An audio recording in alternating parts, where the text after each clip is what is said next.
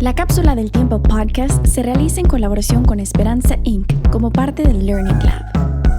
El Learning Lab de CPCP es apoyado en parte por los residentes del condado de Cuyahoga a través de una subvención pública de Cuyahoga Arts Culture.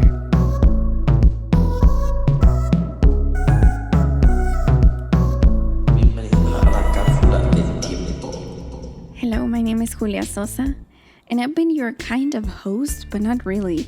More like your narrator during La Cápsula del Tiempo podcast. Every time that the kids will bring up a topic that I know we may need a reference, I popped up and I gave you a little maybe a website of how to access some information. That's me. And also I introduced them. But I am the producer. My name is Rosa Sosa. I'm a theater artist, playwright, musician. And I'm happy to let you know that this episode concludes the program. This podcast was a program. It was also a podcast, of course. It was also a time capsule, but it was also a program. The program is from CPCP Learning Lab with Cuyahoga Arts and Culture. The Center of Performance and Civic Practice is a nonprofit that helps professionals develop programs for artists and nonprofits that are rooted in civic and social, public, and placemaking practices. In this program, myself, Rosa Sosa, got paired with a nonprofit, Esperanza Inc. In this program, there was also like 12 more artists and 12 more organizations. So I'm not the only one that is creating great projects as we speak. So I applied for this program and I got selected and I'm so happy about it. And we started the program early 2020. It was very cold and we started going to these workshops where we just explore what it's to work with a nonprofit and working on the service of the community, not on the service of your portfolio maybe. So we didn't know who we were going to get paired, and I ended up getting paired with Esperanza Inc., which I was so happy because I'm a part of the community that they help or that they serve. To let you know a little bit about Esperanza is a nonprofit dedicated to improve the academic achievement of Hispanics in the greater Cleveland by supporting students to graduate high school and promoted post-secondary education.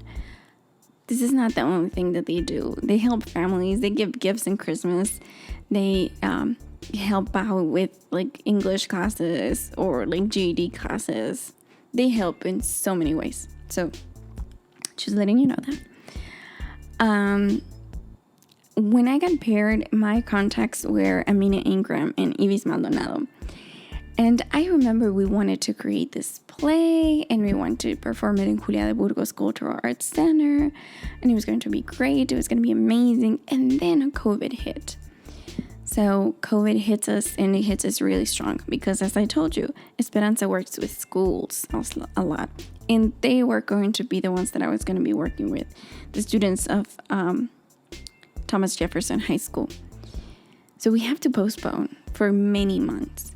Finally, when we were like, okay, the schools are maybe going to open again, remotely, I have to reroute and I had to brainstorm what could I do without risking the lives of the students. And it was a podcast. Every student got a headset and this is a non-elective class. This is just an after-school program. So I had to consult with the students if they wanted to do it. If they didn't, nobody was going to talk. It's about talking. They wanted it. Some of my reasoning to create a podcast was because I know many of these kids are not socializing a lot right now. And I remember in high school I was socializing a ton. And the times are changing. There's so many things happening right now. So maybe they just wanted to explore and have a soundboard for them. We brainstorm until we were able to put the podcast together.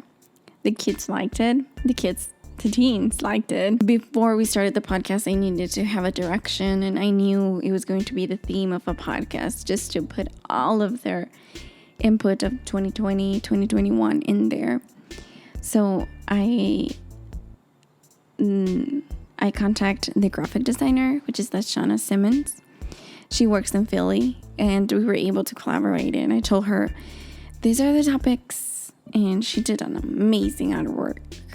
And then I contacted to Mike Corral, a musician and also a very close friend, and he did the music, kind of thinking of what could be appropriate to do the podcast, which was very satisfactory for me. I had a huge learning curve. I've worked in theater and music, but I've never worked in radio, and how to produce, but also put it out there. I have to ask the students if they wanted to be a part of.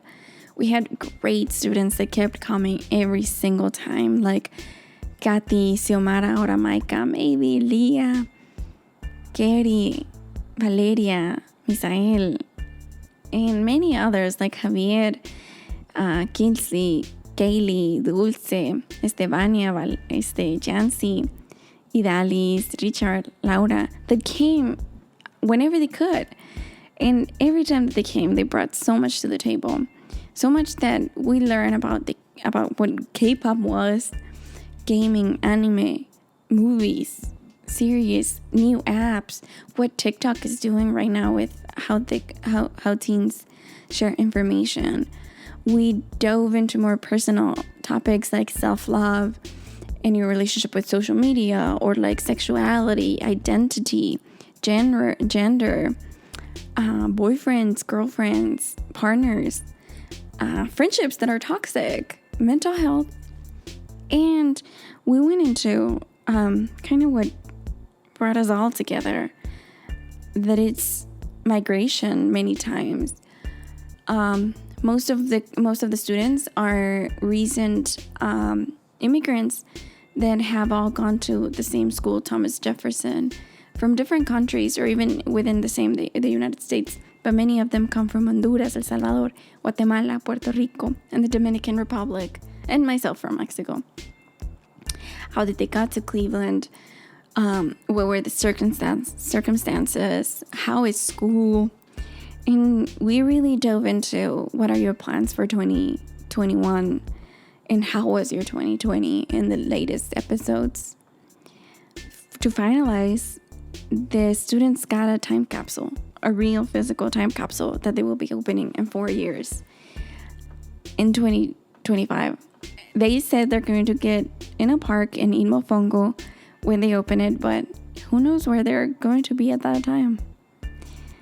Some of the most unexpected things were that we had listeners in countries that none of us are from, and many of them don't have families in those countries. Of course, we had from United States, Mexico, Honduras, but we also had people from Spain, Argentina, and Chile tune in to listen to them, which is huge,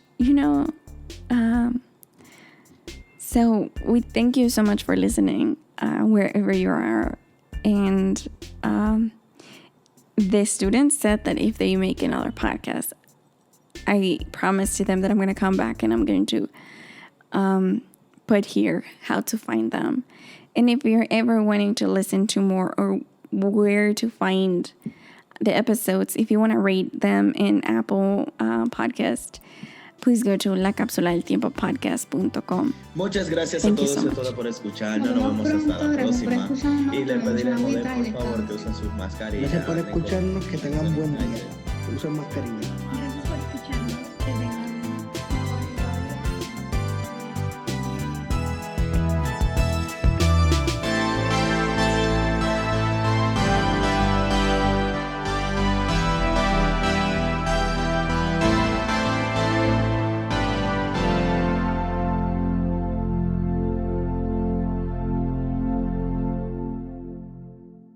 Producción, Rosa Sosa Chaparro. Composición musical, Miguel Corral. Diseño gráfico, Lashana Simmons. HYLP Program Coordinator de Esperanza Inc., Jacqueline Miranda Colón.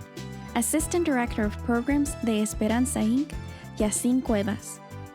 Y en nuestro último episodio, queremos darle las gracias a Cuyahoga Arts Culture, Esperanza Inc.